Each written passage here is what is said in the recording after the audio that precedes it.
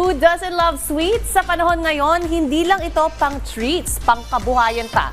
Kilalanin ang negosyong nagdadalang tamis sa merkado. Isang cake and pastries business na nagsimula sa simpleng bakery pero ngayon certified success story na. Kasama si Dayan Medina Ilustre dito lang sa Negosyo Tayo.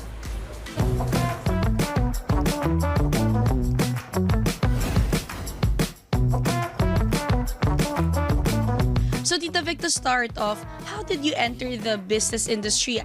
Tita Vic started 2019. But before, I used to have a small bakery business in our village. When the kids are already grown up, no, so wala na akong ginagawa. So naisip ko na lang ano kayang pwede kong gawin para ma-consume ko yung time ko everyday. So binalikan ko yung first love ko, which is baking. And then my kids told me na, Ama, gawin mo na lang business kasi may potential naman yung mga cakes na ginagawa mo.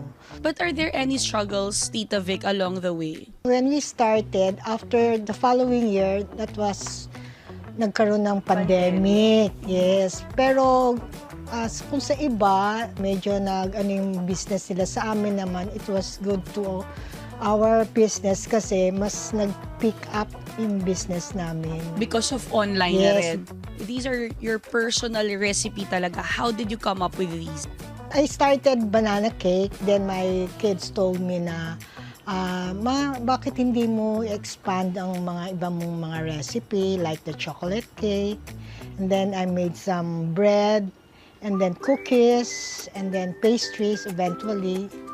Yun. So, kaya nadagdagan yung mga items ko. Para dun sa mga kanegosyo natin who'd also want to start up their own business, like you, like bakery or pastries, how much capital do they need to shell out for them to be able to, just start up small? Nag-start lang talaga ako sa bahay. Kami lang ng yaya ko nag-start, no? Ay, nag-start lang ako sa 5,000. 5,000 Yeah, pesos. oo. And now Kasi you're able banana to cake. ROI everything. Yeah, oo. What advice can you give, Tita Vic, to those mga kanegosyo natin na nag-aspire to be like you? It is never too late, no? Kahit anong edad ka, bata ka, or matanda ka, if you really have the passion to do what you want to do, pwede kang magtayo ng business. Kahit na small pa siya or big business, basta you put your time and effort sa business na yon. So, Tita Vic, bakit importanteng magnegosyo ang bawat mamamayang Pilipino? Yeah, kailangan natin magnegosyo para meron tayong sariling income. Di tayo pwedeng kailangan umasa sa mga anak natin hanggat maaari. So, iba pa rin pag may sarili kang negosyo kahit na may edad ka na. This is a cream cheese banana cake, my number one bestseller.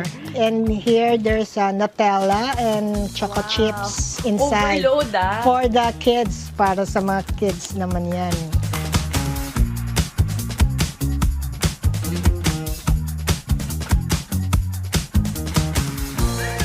Maniwala ka lamang sa iyong sarili at hindi ka maliligaw ng landas patungo sa iyong mga pangarap.